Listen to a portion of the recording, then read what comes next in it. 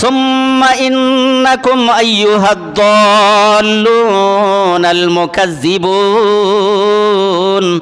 অতঃপর তোমরা হে পথভ্রষ্ট মিথ্যারোপকারীগণ, আল্লাহর কালাম আল্লাহর বাণীকে তোমরা মিথ্যা মনে করো, তোমরা অপেক্ষায় থাকো জাহান্নামে প্রবেশ করবে। আর সেখানে গিয়ে কি হবে পরিস্থিতি, সামনে আল্লাহ রাব্বুল আলামিন বর্ণনা করছেন।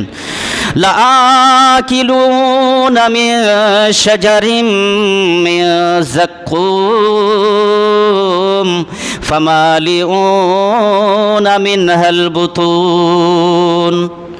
কি ভয়ঙ্কর পরিস্থিতি হবে, ক্ষুধা লাগলে খেতে দেওয়া হবে সেই যাক্কুম, কাঁটাদার কাঁটা বিশিষ্ট গাছ। ফামালিউনা মিনহাল বুতুন, তা দিয়ে তোমরা পেট ভরবে। ফাশারিবুনা আলাইহি মিনাল হামিম, আর অতঃপর তোমরা যদি পিপাসা লাগে তখন তোমরা পান করবে ফুটন্ত গরম পানি, সব ঝলসে যাবে। ফাশারিবুনা শুরবাল হিম, শুধু তাই নয়, তাও কেমন পান করবে শোনো, তাও এত পিপাসা লাগবে সেদিন তোমাদের যে একটা পিপাসিত উট যেমন পান করে সেরকম পান করবে।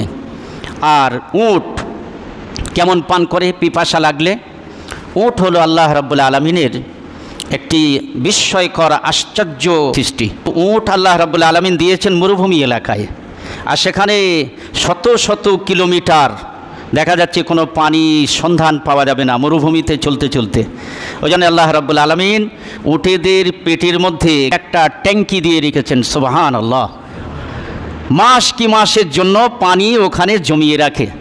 আমি একটি আর্টিকেল পড়ছিলাম উটের সম্পর্কে, তো লিখছে বিজ্ঞানীরা যে উটেরা একেবারে একসাথে 130 লিটার পানি ওতে ভরে নিতে পারে।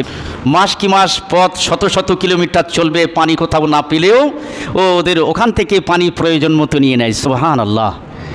সেই উট যখন পিপাসিত হয়, তার ট্যাঙ্কি যখন খালি হয়ে যায়, আল্লাহ রাব্বুল আলামিন বলছেন পিপাসিত উট যেমন কত স্পিডে 10 থেকে 15 মিনিটের মধ্যে ও 130 লিটার পানি ওর মধ্যে ভরে নেয়, তাহলে কত স্পিডে সে পান করবে। তো জাহান্নামীরা আল্লাহু আকবার পিপাসিত যখন হবে, তো আল্লাহ রাব্বুল আলামিন বললেন ফাশারিবুনা শুরবাল হিম, এক তো গরম পানি পান করবে, আবার তার সাথে সাথে পিপাসিত উটের মতো পান করতে থাকবে, হাউমাউ করে পান করতে থাকবে।